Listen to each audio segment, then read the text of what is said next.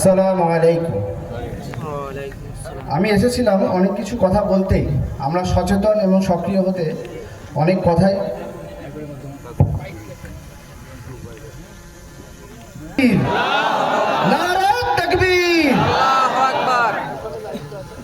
আমি এসেছিলাম আজকে অনেক কথা প্রসঙ্গ নিয়ে।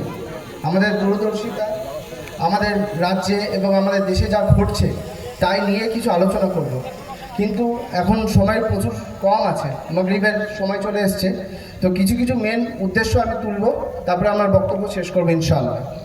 তো প্রথম হচ্ছে ওয়াকফ কি। ওয়াকফ কি সেটা আমাদের প্রথমে জানতে হবে। তার জন্য একদম পরিষ্কার ধারণা আমাদের রাখতে হবে।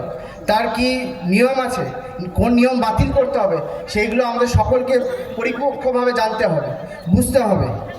তারপরে আরেকটা পয়েন্ট হচ্ছে ক্ষমতা। আমাদের ক্ষমতায় আসতে হবে, আমাদের রাজনীতিতে সক্রিয় হতে হবে। আমরা যদি রাজনীতিতে সক্রিয় না হতে পারি তাহলে আমরা কোনো কিছুই করতে পারবো না।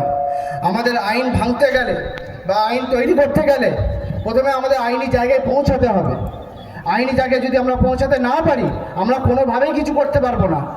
আন্দোলন আমাদের চালিয়ে যেতে হবে, আমাদের সমাবেশ করতে হবে, আমাদের এই আন্দোলন দিল্লি পর্যন্ত আমাদের নিয়ে যেতে হবে। আমরা এই আন্দোলন কোনোভাবে স্থগিত করব না যতক্ষণ না আমাদের এই আইন বাতিল হবে। তাই তো নাকি? তাই তো। আপনি একটা দূরদর্শিতা থেকে একটা কথা বলতে চাই। আজকে যে ওয়াকফ আইনটা বেরিয়েছে, এটা কি কারণে বেরিয়েছে? আমাদেরকে পেরেশানিতে ফেলার জন্য? শুধু কি মনে হয় আমাদেরকে শুধু পেরেশানিতে ফেলার জন্যে? একের পর এক সিএ এনআরসি কেন পড়ছে? এমনি এমনি হচ্ছে?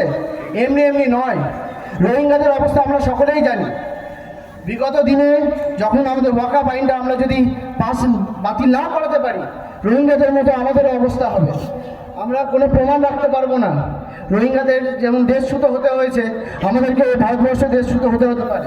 তাই তো? কি মনে হয়? এই জন্যে আমাদের খুব সক্রিয় হতে হবে, আমাদের শিক্ষাগত যোগ্যতাতে এগিয়ে যেতে হবে। সব থেকে বড় কথা হচ্ছে আমরা প্রোগ্রাম করছি, মিছিল করছি, সব কিছু করছি, কিন্তু আমরা সক্রিয়ভাবে করতে পারছি না। এদিক ওদিক ঝামেলা লেগে যাচ্ছে। এই ঝামেলাটা লাগার কারণটা কি সেইটা আগে রেকটিফাই করতে হবে আমাদেরকে। আমরা সমাবেশ করছি, আমরা তো কোনো খারাপ উদ্দেশ্য বেরোচ্ছি না সমাজে। আমরা একটা সমাজে বাস করি, সেখানে হিন্দু, মুসলিম, শিখ, জৈন সবাই আছে। আমাদের সকলের খেয়াল রেখে আমাদের সমাবেশ করতে হবে। আমরা চলে গেলাম এখানে ওখানে লাফালাফি করে গেলাম, সেই জিনিসটা কাম্য নয় কখনোই। এটা তো ভারতবর্ষ, এটা সেকুলার কান্ট্রি। আমরা সেকুলারিজমে বিশ্বাসী। বিশ্বাসী তো? কি বলছেন? হ্যাঁ, আমি পাচ্ছি না তো কি বলবো? আপনাদেরকে বলবো, বোঝাবো, বা আমি আপনাদের কিছু জানতে চাইবো, সেটার জন্য তো আপনাদের এনার্জি নেই। একবার নারায়ে তাকবীর, আল্লাহু আকবার, নারায়ে তাকবীর, আল্লাহু আকবার। আমাদের ইউনিফর্ম সিভিল কোডের বিষয়ে কে কে জানেন? ইউনিফর্ম সিভিল কোডের বিষয়ে কে কে জানেন? তার জন্য আমাদের অল ইন্ডিয়ান পার্সোনাল ল বোর্ড লড়াই করছে তো? কিসের জন্য লড়াই করছে?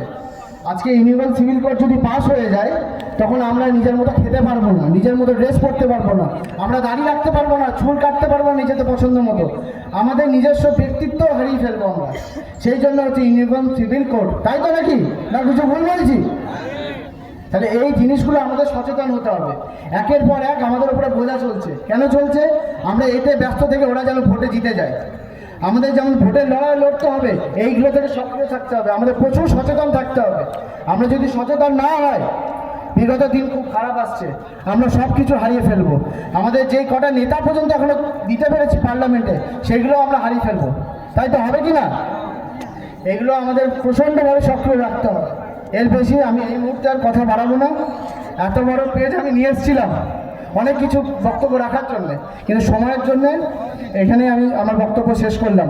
আসসালামু আলাইকুম।